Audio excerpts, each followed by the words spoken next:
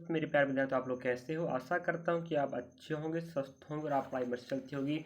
और GD constable तैयारी हम आप करवा रहे हैं बेहतर तरीके से। और 2024 का पैटर्न 2025 में फॉलो कर रहा है, इस बात को आपको पता होगा। तो हम 2024 के प्रश्न की बात करें तो हम 220 प्लस वीडियो बना चुके हैं विद्यार्थी। यहाँ मैथ्स भी शामिल है, रीजनिंग भी शामिल है, हिंदी भी शामिल, जीके जी। तो चारों पोर्शन यहाँ पर शामिल है। तो इसकी जानकारी आपको बता दें, जी प्लेलिस्ट का नाम रहेगा एसएससी जीडी एग्जाम 2023-24 PYQ करके एक प्लेलिस्ट बना, वहाँ मिल जाएगा। और अभी तक जितने भी एग्जाम हुए 4 से लगा कि आप देख पा रहे 18 तारीख तक, इन तारीखों के बीच में जितने एग्जाम हुए हर दिन में 3 शिफ्ट चल रहा है, इनका मैंने जीके जीएस का एनालिसिस कवर करवाया हूँ। आप देखना चाहते हो तो किस प्रकार के प्रश्न आ रहे हैं, और कुछ प्रश्नों का रिपीटीकरण हो रहा है और कुछ प्रश्न 24 के भी आ जा रहे हैं। तो आप देखना चाहते हो तो प्लेलिस्ट का नाम रहेगा SSC GD 2025 GK GS analysis करके। तो आप दोनों प्लेलिस्ट को एक बार विजिट कीजिएगा। अगर आप जीडी कांस्टेबल 2025 की तैयारी कर रहे हैं तो आपको 24 के प्रश्नों को देखना पड़ेगा, और जो हम आपको पढ़ा रहे हैं अभी फिलहाल मैं सिर्फ आपको मैथ्स का पर डे कवर करवा रहा हूँ और जीके जीएस का एनालिसिस बस हो गया। बाकी हिंदी और रीजनिंग बंद कर चुका हूँ। अगर आप देखना चाहते हो प्रश्नों को तो आप पिछले वीडियो में जाके देख सकते हो। और आपको बता दें, हम जानकारी पहले सुन लीजिएगा विद्यार्थी, फिर आगे पढ़ाएंगे। आरआरबी का हमने एनटीपीसी और ग्रुप डी और आरपीएफ कांस्टेबल तीनों भर्ती परीक्षाओं की तैयारी भी करवा रहे हैं। इसकी जानकारी आपको प्लेलिस्ट के नाम में हो जाएगा रेलवे भर्ती परीक्षा 2025-26। वहाँ पर एनटीपीसी ग्रुप डी और आरपीएफ कांस्टेबल का कंबाइंड बैच या PYQ प्रश्न चल रहे हैं, जो आपको तीनों भर्ती परीक्षाओं में काम देगा। तो एक तीर से हम 3 शिकार करने वाले हैं। तो रेलवे में आप तैयारी करना चाहते हो तो जाके जुड़ जाइएगा। चलिए, और अभी हम आपको बता दें 7 मार्च 2024 का शिफ्ट नंबर 4 ले रहे हैं, और इसका 10 प्रश्नों का पार्ट ए हो चुका। आप नहीं देखे तो जाके देखें। 10 प्रश्नों का पार्ट बी चलने वाला है। अब आप कहेंगे सर 24 की तैयारी 24 के प्रश्न क्यों ले रहे हैं? तो आपको बता दें 24 के प्रश्न ही 2025 प्रश्न फंस रहे हैं। अगर आप यकीन नहीं है तो अपने दोस्तों से पता कर सकते हो जो एग्जाम देकर आ चुके हैं। तो 3 प्लेलिस्ट आपको बताए हैं, जाके विजिट करें। जानकारी आपको अच्छा लगा होगा और इस जानकारी से आपको फायदा उठाना है तो जाके देखिएगा, और उसके बाद ही आप भरोसा करें, वरना ना करें, कोई दिक्कत की बात नहीं है। जो भरोसा कर रहा है देख रहा है। चलिए, तो हमें इस पहले पार्ट के प्रश्न में दिखा देते हैं किस प्रकार के प्रश्न थे। अगर आप पहला पार्ट नहीं देखें तो देखिएगा, और प्रश्नों को कैसे बनाना है तो आपको पहले पार्ट की वीडियो जाके देखना पड़ेगा, वरना आपके नंबर ऐसे ही कटने वाले हैं। चलिए, अगर आप बेहतर तैयारी करना चाहते हैं और इन्हीं प्रश्नों की आप बात करें तो जीडी कांस्टेबल आ चुके हैं, वही प्रश्न आपको दिखा रहे हैं। और अगली भर्ती की तैयारी करना चाहते हैं तो अभी जाके देखिएगा। इन सब प्रश्नों को हमने व्याख्या से समझाया है, कॉन्सेप्ट से बेसिक टू एडवांस रूप में। और आप देखना चाहते हैं प्रश्नों को जाके देखिएगा। चलिए, और ये आप प्रश्न मिल जाएगा। यहाँ तक हमने बताया था। अगला प्रश्न आप देख पा रहे हैं यहाँ पर प्रश्न बहुत शानदार प्रश्न। चलिए, आपको बता देते हैं, हम सिंपल टू हार्ड प्रश्न लेके चलेंगे, तो आप लोग लास्ट तक बने रहना विद्यार्थियों, और विश्वास के साथ पढ़िएगा। मैं आपको सही सटीक जानकारी देकर बेहतर तैयारी करवाऊंगा। और रेलवे की तैयारी करना चाहते हैं तो भी जुड़ सकते हैं। चलिए, तैयारी चालू हो चुकी है। जिनका एग्जाम होते चल रहा है देख चलिएगा, तो जिनका रह गया है पहले जीडी की तैयारी करें, उसके बाद आप रेलवे पे जाइए। चलिए, ए बी को 30% लाभ पर साइकिल बेचता है, बी 10% के लाभ पर सी को बेचता है। यदि सी साइकिल के लिए 1287 रुपये भुगतान करता तो ए के लिए साइकिल, देखिए कुछ भी नहीं करना विद्यार्थियों, ए लिख लो। ए के लिए ए ने बी को बेचा 30 लाभ पर, तो 130 लिख लो भाई। लाभ होगा तो 100 में जोड़िएगा, हानि तो 100 से घटाओ। और बी बेचता है, एक ने बेचा बी को, बी बेचेगा 10 के लाभ पर, 110 कर लो भाई, है कि नहीं। जो सी इसके लिए कितना पैसा देता है, 1287 रुपये, ठीक है, ध्यान रखिए। और ए यहाँ पर गुणा में है तो यहाँ भाग में ला लो, समझे, कुछ नहीं करने का। देखिएगा 0 0 चला जाएगा। अब आप देखिएगा 11 एकम 11, यहाँ 1 बचेगा, 11 एकम 11 7 बचे, 11 7 77 हो गया। अब आप कहेंगे 13 नम्मा कितना होता है, 117 होता है। तो यहाँ 0 10, यहाँ 10 था, कितना 100 है। अब ऊपर कितना गुना हुआ विद्या देखिएगा, यहाँ पर हमारा आया है 13 117 आया था ना, है कि नहीं। 13 नंबर 117 होता है, यहाँ हमारे पास 100 बचा था। ऊपर भैया 9 गुणा, तो नीचे भी 9 गुणा होगा ना, तो 900 बनेगा ना। तो वो आपकी 900 रुपये था। ए ने 900 रुपये में खरीदा था, 30% के लाभ पर बेच दिया, और बी ने सी को बेचा 10% लाभ। इस प्रकार सी ने कितना भुगतान किया, 1287 रुपये। इस प्रकार से प्रश्नों कैसे बनाया जाता है समझे। ये रहा आपके प्रश्न का हल। अगला प्रश्न देखिए, अगला प्रश्न आप एक बार हैं, शानदार प्रश्न है, आप सिंपल टू हार्ड लेके चलेंगे प्रश्नों को, टेंशन ना लें। हम 10 के 10 प्रश्न बताएंगे। इसका पहला पार्ट नहीं देखे तो हम प्रश्नों को दिखा चुके हैं। प्रश्नों को बनाना चाह रहे हो तो आप लोग जाके पहले पार्ट को देखना पड़ेगा, वरना आप जाना। चलिए, एक वस्तु का विक्रय मूल्य की बात करें मेरे विद्यार्थियों, 1184 रुपये है। वस्तु पर 26% की छूट दी जाती है तो वस्तु का अंकित मूल्य। जब भी छूट और की बात हो तो अंकित मूल्य और एसपी होता है। हम एमआरपी को हम ए लिखते चलते हमेशा चलते आ रहे हैं। तो भाई 26 की छूट मिलती है, इसका मतलब ये होता है। आप खुद ये बताओ, 26 की छूट मतलब उस वस्तु पर 100 रुपये लिखा था, आपने तो कुछ 74 पर बेचे होंगे, तभी तो अंतर देखिए 26 का छूट मिलेगा ना। नहीं समझे क्या? समझने के बाद ये उस पर लिखा 100, 26 छूट दोगे तभी तो 74 पे बेचोगे। इस बात को याद रखें। तो आप 100 रुपये की वस्तु को लिखा था 74 पर बेच रहे हो, लेकिन आपको पता होगा रियली में आप कितने पर बेच रहे हैं विद्यार्थियों, 1184। कि नहीं आपको बताओ। हमेशा प्रश्नों को मैं पहले बोलते आ रहा हूँ, आप क्या करना, ऑप्शन पे तगड़ा मार, ऑप्शन पे दिमाग लगाना, समझे। अब उसको बेची आपने 74 रुपये, रियली में कितने पर बेची हो, 1184। अब देखिएगा, अब 74 का कुछ गुणा भाग बनेगा 1184, तो हमें देखिएगा ऑप्शन में कह रहा है 000 आने वाले हैं, तो वहाँ पर 0 लगा दीजिएगा। अब या तो 15 गुणा होगा 74, या 74 गुणा 15 बनेगा, 16 बनेगा, 18 बनेगा, 12 बनेगा। हम कहते हैं भाई 4 के साथ किस संख्या गुणा करें कि 4 मिले, तो आप कहें सर 1 का लेकिन यहाँ 16 में इकाई में 1 नहीं है, 15 में नहीं, 18 नहीं, तो हम कहते हैं यहाँ 4 होनी चाहिए। 4 चौके 16 तो होगा नहीं, यहाँ पर 6 होनी चाहिए। अगर हम 4 गुणा 6 करते हैं तो 4 6 24 होता है, इकाई में 4 आएगा ना, इसका मतलब ये 16 गुणा होगा। तो यहाँ पर भी हम 16 गुणा करेंगे तो कितना बनेगा, ये 1600 बनेगा। समझे, ऑप्शन नंबर पहला। जी विद्यार्थियों, ऑप्शन के साथ हल करने का तरीका होता, कॉन्सेप्ट होता है। हम जब भी पढ़ाते हैं आप कैसे ही बताते हैं ना, तो आप सीखते चलिएगा ना, सब बनते रहे, समझे। कुछ प्रश्न नया नहीं है, प्रश्नों का डाटा चेंज है और वही पैटर्न फॉलो कर रहा है। चलिए दिखाते, अगला पेज देखिएगा। 2 घनों का आयतन का अनुपात दिया है 125 और 216, तो दोनों घनों की भुजाओं का अनुपात ज्ञात करो। क्षेत्रफल देगा तो घन न निकाल के वर्गमूल निकालते हैं, और आयतन दिया तो घनमूल निकालते हैं। तो 125 का घनमूल और 216 का घनमूल, 125 का 5 होता है, 216 घनमूल 6 होता है। इस प्रकार से आपका आंसर आएगा ऑप्शन नंबर पहला। क्षेत्रफल होगा तो वर्गमूल निकालने का, और घन होगा सॉरी आयतन होगा तो घनमूल। ये तो मैं पहले भी बात बता चुका हूँ और पहले इस प्रकार का प्रश्न पूछ चुका है, कितनी बार आपको बताना पड़ेगा। चलिए, मुझे उम्मीद आप समझ गए होंगे। अगला प्रश्न देख पा रहे हैं आप लोग।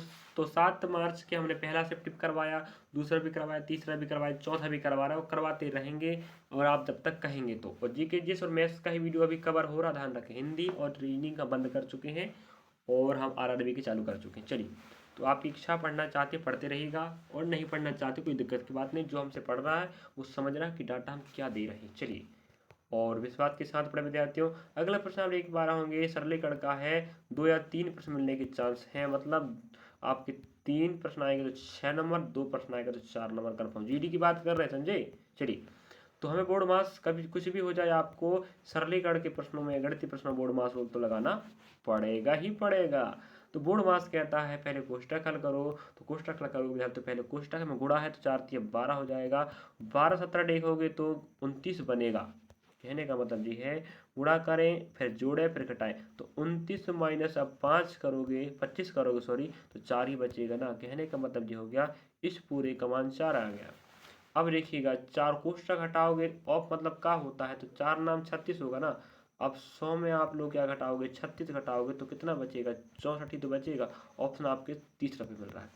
हम आपको हल करके बताएं, आप लोग अपने तरीके से हल कीजिएगा। अगर आपका आंसर नहीं आएगा, उसके देखो आप क्या करिएगा, पहले वीडियो देखिएगा, स्टॉप कीजिएगा। जो प्रश्न आप लिख रहा हो ऑप्शन आपको यहाँ पर 64, अगर आप 64 ला पा रहे तो ठीक है, नहीं ला पा रहे तो आप लोग क्या करोगे, हम हल करके बताएं, उसके बाद आपको फिर दिमाग लगाना। पहले आप खुद दिमाग लगाइएगा, नहीं आएगा तो देखिएगा, समझे। चलिए, आप प्रश्न देख पा रहे होंगे, जो प्रश्न आपको दिख रहा है वो उतना हार्ड नहीं है, वो डाटा बस आपको बड़ा दे के रखा है मेरे विद्यार्थियों। देखिएगा, हम हैं आपके साथ ना, चिंता ना करें आप लोग। और आपको पता ही होगा, अगर आप कंटिन्यू देख रहे हैं, कितने सारे वीडियो में बना चुका हूँ मैथ्स का। और बिल्कुल सही शॉर्ट जानकारी बताता हूँ। 30 प्रशिक्षणों का औसत 58 है, 14 का 59 है, 17 का अंतिम 17 का 55 है, 14वीं प्रशिक्षण का मान गया। कुछ भी नहीं करना, देखना आप बताते हैं, कुछ नहीं कीजिएगा, हम जैसे रखते वैसे रखिएगा। 30 का कितना है, 58 है, और प्रथम का कितना है, प्रथम 14 का 59 है, ठीक है, ऐसे रखते बनेगा। अंतिम 17 का कितना है, 55 है। इतना तो रखते बनेगा विद्यार्थी, मुझे पता है आप रख ही लोगे, है कि नहीं, इतना रखने का। अब देखो यहाँ +1 है और मतलब 14 संख्याएं हैं, तो 58 आपका मध्यांतर है, तो सबको 58 बनाना। तो आप देखेंगे यहाँ +1 ज़्यादा है, 59 हो गया, यहाँ -3 है ना भाई, तो यहाँ 14 संख्या है, 14 के पास 14 गुणा करेंगे तो 14 बनेगा, मतलब 14 ज़्यादा है। यहाँ पर आप देख पा रहे हैं 58 हम सबको बराबर कर रहे हैं, औसत मतलब बराबर होता है, तो यहाँ +1 हो रहा है, ज़्यादा हो रहा है, 59 है ना, तो यहाँ 14 संख्या, 14 के पास 1 होगा तो पूरा 14 ज़्यादा है, ध्यान रखें। और यहाँ पर देख रहे हैं -3 है, तो 17 गुणा करना पड़ेगा, तो यह 39 है कि नहीं। इसका कहने का मतलब है कि आप देख पा रहे होंगे यहाँ पर 14 ज़्यादा था और यहाँ पर 17 39 कम था कि नहीं, बताओ, है कि नहीं। थोड़ा मिस्टेक को बता देता हूँ, हमें क्षमा चाह रहे इस बात पर, जहाँ 17 51 हो तो ध्यान रखें, ठीक है, थोड़ा मिस्टेक हो गया, इस बात पे हम क्षमा चाहते हैं। तो 17 51 हो जाएगा, तो आप समझ पा रहे होंगे, ऊपर जो डाटा था उनके पास 14 ज़्यादा था और लास्ट वाले पास 51 कम था। तो हम क्या करेंगे, सबको बराबर बना रहे हैं ना, 58, तो इसके पास 14 ज़्यादा, इसको दे दीजिए, मतलब इसके पास 14 ज़्यादा थे, हमने इस 51 को दे दिएगा, 51 माइनस था, यहाँ पर 51 देने पर क्या होगा, आप 14 कम कर लीजिएगा, यहाँ आपके पास बच जाएगा, देखिए यहाँ 11 हो जाएगा, 11 में 4 जाएगा, 7 बचेगा, यहाँ 4 में 1 जाएगा, 3 बचेगा। इसका मतलब अभी भी -37 कम है, ये समझे आप लोग। कहने मतलब ये है कि +14 था, आपने -51 वाले को दे दिए, तो इसका तो काम खत्म हो गया, ये तो आपका 58 बन गया जी, 58 बन गया। अभी भी इनके पास -37 कमी है, तो एक काम करना ज़्यादा कुछ नहीं करने का, जो औसत आपका था पूरे का 58, उसमें आप लोग क्या करोगे, -37 कम कर दीजिए, बस खत्म। अगर प्लस का आएगा तो जोड़ना है, माइनस का घटाना है। 8 में 7 जाएगा, 1 बचेगा, और 5 में 3 गए, 2 बचेगा। इस प्रकार से 14वीं प्रशिक्षण का मान 51 होगा, समझे। ये कॉन्सेप्ट था, थोड़ा सा मुझे उम्मीद लग रहा है कि थोड़ा सा बताना गड़बड़ कर दिया मैं, लेकिन प्रयास किया हूँ, आप लोग रिपीट करके एक बार फिर से विजिट करके समझ सकते हैं। चलिए अगला प्रश्न आप देख पा रहे होंगे, शानदार प्रश्न आया है। 0.3 की पावर 2, 0.1 की पावर 3 कह रहा है। कुछ भी नहीं करना है, देखिए करना क्या है, आप अगर पावर हटा देते हो, ठीक है, इसका कहने मतलब है कि 3/10 है जी, है कि नहीं। अब पावर लगा दीजिएगा, प्लस 1/10 है, पावर लगा दीजिए 3, नहीं समझे भाई। पॉइंट को हम नीचे ला लीजिएगा, अगर आपको हल करने के तरीके बता रहे हैं हम। 3 की पावर 2 9 बनेगा अपॉन, और 10 की पावर 2 100 बनेगा। तो इसको हल करोगे तो आप देखिएगा 1 2 0, तो 0.09 बनेगा। तो इस पूरे का मान आ जाएगा 0.09, ध्यान रखें। और आप देख पा रहे होंगे 1 की पावर 3 1 ही बनेगा, और 10 की पावर 3 1000 बन जाएगा। जब 1000 बनेगा तो यहाँ देखिएगा क्या आएगा, 0.001 आएगा। तो देखिएगा हमें जोड़ना है, 0.09 है और 0.001 आया था। इस पहले का मान जे है, इस दूसरे का मान जे है, तो 0.009 और 1, इस प्रकार से 0.091 आपको ऑप्शन कहाँ पर मिल रहा है, ऑप्शन नंबर तीसरा पे मिल रहा है। हमने पॉइंट हटा के 10 बनाए, पॉइंट हटा के 10 बनाए, पावर 2 के साथ, 3 की पावर 2 और 10 की पावर 100, 1 की पावर 1 की पावर 3 1 आएगा, और 10 की पावर 3 1000 आएगा। तो इस प्रकार से हल करने पर हमने पाया कि ऑप्शन नंबर तीसरा आपको राइट होगा, समझे। चलिए अगला प्रश्न देखते हैं। लास्ट तक बने रहे विद्यार्थियों, हम आपको हर प्रकार के प्रश्नों को समझा के आपको विजिट करवाए, अच्छे से आपको समझा के आपको तैयारी करवा रहे हैं। चलिए अगला प्रश्न आप देख पा रहे हो यहाँ पर, 27 लड़कों के एक समूह में, इस प्रकार के प्रश्न कई बार पूछ चुका है, कितनी बार बोले आपको कि आप रिपीट तो करते रहिएगा प्रश्नों को। कम से कम आपका पेपर है ना, 10 वीडियो भी देख लेते आप, माना जाए 10 वीडियो देख लेते तो आपके पास बहुत सारा नॉलेज हो जाएगा मैथ्स का, समझे। 27 लड़कों के एक समूह की औसत आयु 27 वर्ष है, 20 वर्ष की आयु के एक लड़का समूह छोड़ देता, उसके स्थान पर एक नया लड़का आता तो आयु वर्ग 1 बढ़ जाती, कुछ नहीं करने का। हमारे पास 27 लड़के थे, सबका औसत 27 था। इनमें से एक चला गया जिसकी आयु 20 थी। जाने वाला और जो आया है, अगर वो 20 ही लाता ना तो कोई फर्क नहीं पड़ता, लेकिन एक बढ़ जाता। इसका मतलब तो जाने वाला तो 20 लेके भागा है और आने वाला भी 20 लाया है, ये समझे। आने वाला भी 20 लाया है और बोल रहा है जिससे सबके खाते में एक एक बढ़ गया, औसत 1 बढ़ गया।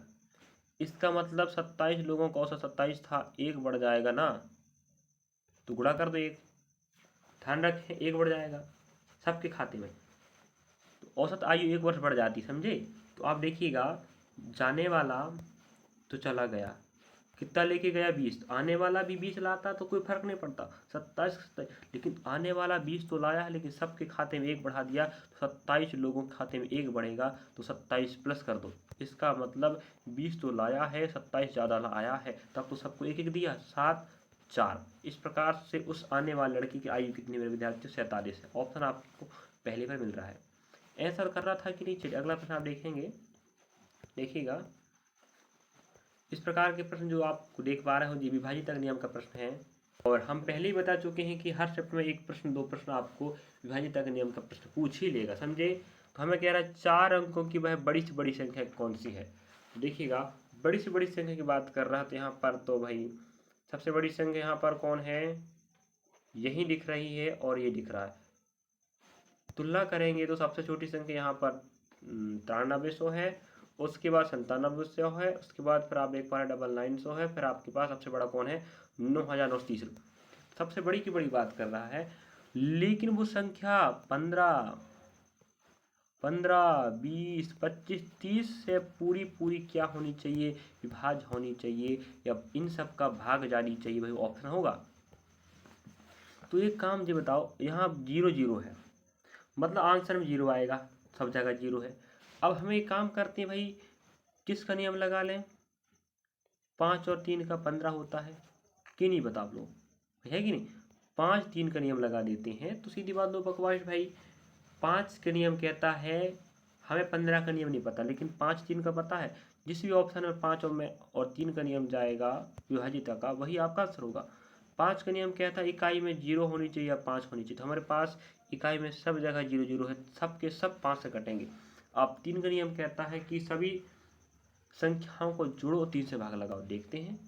9 9 18, 18 में 3 का भाग जाएगा, हो सकता है 9 9 18 19 20 21, 21 आप देख पा रहे होंगे, ये भी जाएगा 3 से भाग, 9 10 11 12, ये भी जाएगा 3 से भाग, 9 10 16, तो ये नहीं जाएगा। लेकिन इसका मतलब ये हुआ ऑप्शन चौथा आपका छट गया। अब हमने 15 का नियम लगाया, चला गया, है कि नहीं। अब हम एक काम करते हैं, ऑप्शन अब दूसरा पकड़ते हैं भाई, दूसरा नियम लगाते हैं। 15 का नियम में आप देखिए ऑप्शन चौथा छट गया। अब हम कहते हैं 25 का नियम। 25 का नियम कहता है विद्यार्थी भाग लगाने का इकाई और दहाई में, अगर 25 का भाग जाएगा तो ही पूरी संख्या भाग जाएगा। तो यहाँ पर 0 है, यहाँ पर 0 है, इन दोनों में 25 का भाग जाएगा, लेकिन 30 में 25 भाग नहीं जाएगा। तो आप फिर देखिएगा, ऑप्शन आपके पास सिर्फ पहला और तीसरा बच्चा है, दूसरा खल्लास, चौथा खल्लास। अब हम दूसरा पकड़ के देखते हैं, कहने का मतलब ये हुआ, दूसरा नियम लगा देखेंगे। आपने 15 का लगाया, 25 का लगाया, 30 का नहीं लगाने का, क्योंकि 3 गुणा 10 होगा। अब देखते हैं 4 गुणा 5, है कि नहीं, 4 गुणा 5, तो आप कहेंगे भाई, अब हम कहते हैं भाई 5 के नियम तो लगा चुके हैं, 4 के नियम की बात करें तो 4 के नियम आप देख पा रहे होंगे, इकाई दहाई, इकाई दहाई 0 भाग जाएगा, यहाँ पर जाएगा। देखिए अब हम समझते हैं, अब देखिएगा, अब ऑप्शन फंसा दिया, अब ऑप्शन फंसा दिया, चिंता ना करें, हम आपके साथ ना। ऑप्शन आपका चौथा नहीं आ गया, छट गया, ऑप्शन आपका दूसरा नहीं छट गया, लेकिन ऑप्शन पहला और आपका तीसरा आएगा। अब ये बताओ, हमें एक बात बोला, सबसे बड़ी से बड़ी संख्या, ऑप्शन पहला भी जा रहा है सबसे, ऑप्शन तीसरा भी सबसे विभाजित हो रहा है, तो बड़ी से बड़ी कौन है, 9300 है कि 99900 है। आपका आंसर ऑप्शन पहला ही बड़ा, यही आपका आंसर होगा। ऑप्शन तीसरा छट गया मुझे। यह किस बात पे छटा है, लास्ट में सबसे बड़ी सी बड़ी संख्या, समझे कि नहीं। अगला प्रश्न आप देख पा रहे होंगे, यहाँ पर रमन द्वारा एक पेन पर 25% की छूट और 20% की 2 क्रमिक छूट दी जाती है। यदि पेन का अंकित मूल्य 880 रुपये है तो पेन पर दी गई छूट का मूल्य। मुझे उम्मीद है आप इसको आंसर बताने का प्रयास करेंगे। ये आपका होमवर्क रहने वाला है। कुछ प्रश्न तो होमवर्क रख लिया करो विद्यार्थियों। अगर सही प्रश्नों को हम ही बताएं तो आप क्या करोगे? देखिएगा, एक 25 की छूट, एक 20 की छूट, 2 छूट है और उसका अंकित मूल्य कितना है? 880 रुपये। तो हमें छूट का मान ज्ञात करो कह रहा है। ध्यान, कितने पर बेच, छूट देने के बाद कितने पर बेचा नहीं बोल रहा, याद रखें। कितना छूट मिला है इस बात की बात कर रहा है। तो इस बात को ध्यान रखेंगे, छूट का मान निकालना, समझे, ना कि कितने पर बेच रहा है। चलिए, उम्मीद है आप निकालने का प्रयास करोगे। चलिए अगला प्रश्न दिखा देते हैं।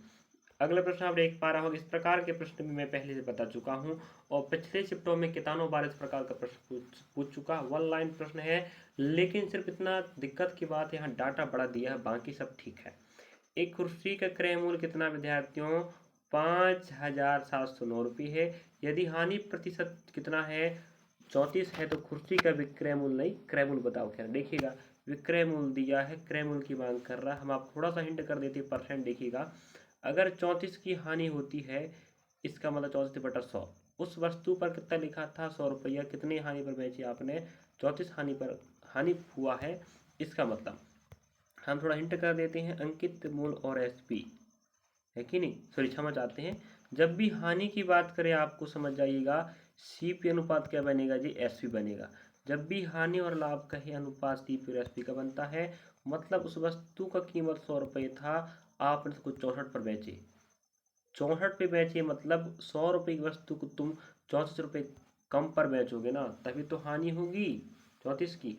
तो कितने पर बेचोगे? 64 पर, है कि नहीं। अब देखिएगा, अब हमें समझ में आ रहा है, जो विक्रय मूल्य है अनुपात में 64 है और क्रय मूल्य 100 है, लेकिन विक्रय मूल्य का अनुपाती मान 64 है, रेली मान 5,709 है। समझे? तो आप क्या करना है, ध्यान रखें। देखिएगा, 5,709 है, आपको 64 के बराबर रखे आपने कितना? 5,709। यही दिमाग आपको गुणा भाग करके हल लगाना है, समझे। तो आपको ऑप्शन नंबर आपको मिलेगा तीसरा। क्या मिलेगा? तीसरा। 64 बराबर देखिएगा 5,709। किस प्रकार से गुणा भाग पे आता है, उसी प्रकार गुणा भाग करके 100 के साथ आप लोग आंसर आने का प्रयास करेंगे। ये प्रश्न नया नहीं है, इसका कॉन्सेप्ट भी हम पहले प्रश्नों में बता चुके हैं। चलिए, तो ये रहा 10 प्रश्नों का पार्ट बी और ये 7 मार्च का लास्ट शिफ्ट था। अब आप कहेंगे सर और प्रश्न लेकर आइए, तो और लेकर आएंगे, और आप चाहेंगे पढ़ना तो पढ़िएगा। और हम तो लग गए अब भैया आरआरबी की तैयारी पर। आपको पता होगा हम आरआरबी की तैयारी पर अब लग चुके हैं और आपको भी तैयार करवा रहे हैं। तो आप लोग क्या करें, जुड़ना चाहते हैं जुड़ सकते हैं, अपने दोस्तों के पास जानकारी शेयर करें, वो भी पढ़ सकें, आप भी पढ़ सकें।